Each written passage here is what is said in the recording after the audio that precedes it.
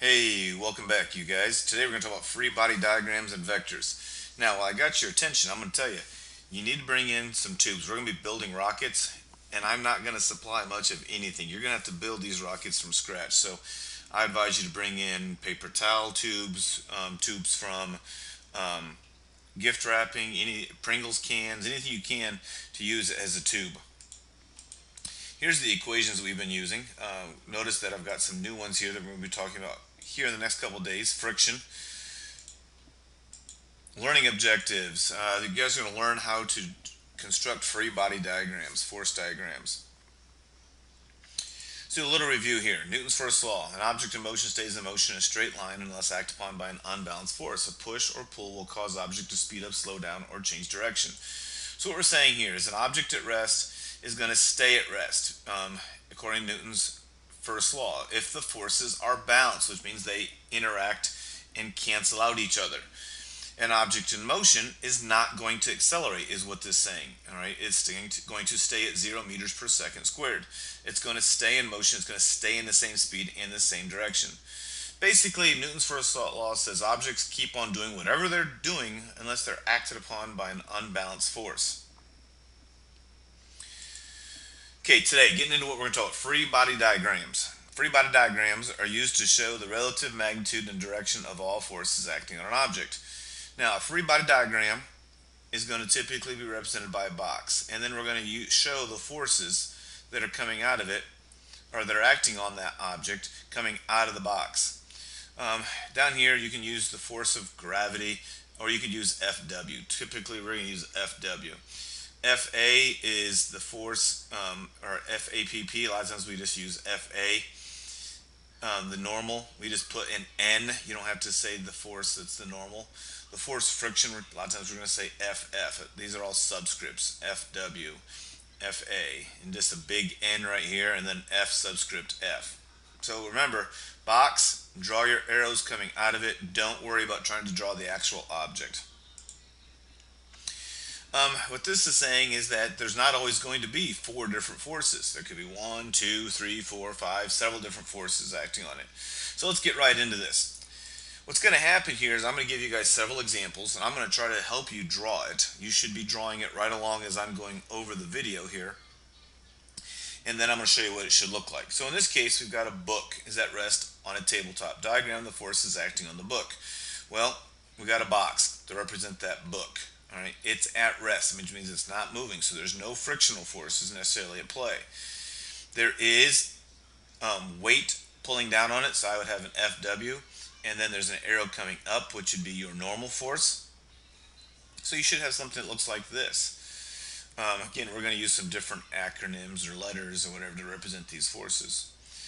An egg is free falling from a nest in a tree. Neglect air resistance. Draw a free body diagram showing the forces involved. So I'm going to have a box showing the egg. Its weight is pulling down it, so I'd have an arrow going down saying F of W. They're saying neglect air resistance, so there's no frictional force pushing up. There is no normal because it's not sitting on a chair or a table or the ground, so you should have something like this. Just one force in this case. A flying squirrel is gliding, no wing slapping, from a tree to the ground at constant velocity. Consider air resistance. So they're saying there is air resistance here. Draw a free body diagram for this situation. So I should have my box represent the squirrel. All right. It's got weight, so it'd be pulling down. It's not sitting on anything, so there's no normal. In this case, there's nothing forcing it to the left or to the right. It's just going down here at constant velocity. So there's nothing forcing it to speed up or slow down. So, but we do have this air force, or not air force, this frictional force of air that's pushing up on it.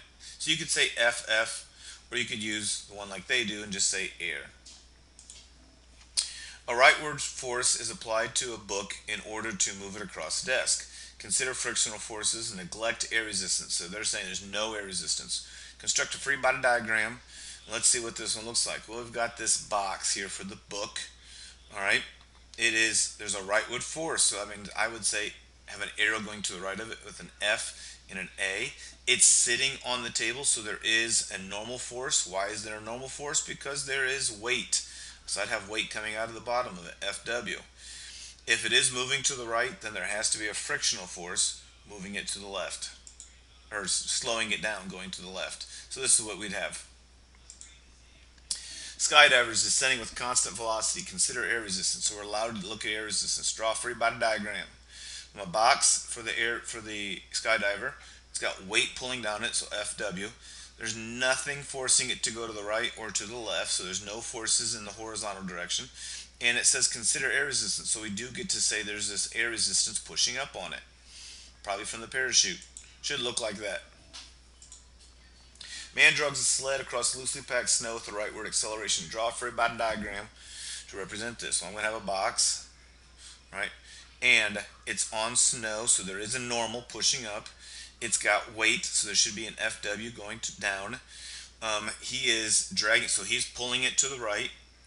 All right, so there's some applied force to the right, and because it's on snow, there has to be some type of frictional force between the sled and the ground. So there's a frictional force opposing it.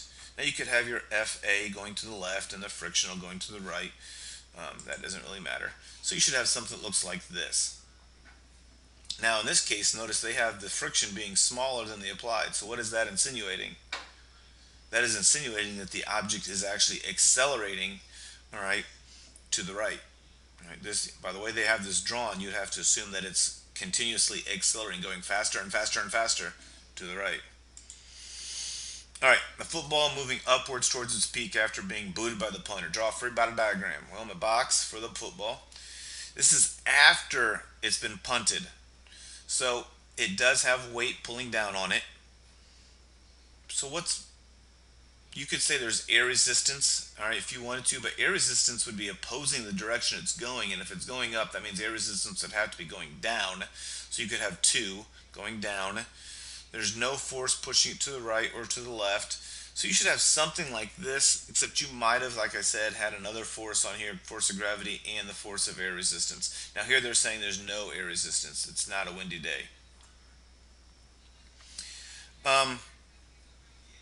We're going to skip a few of these. Net force.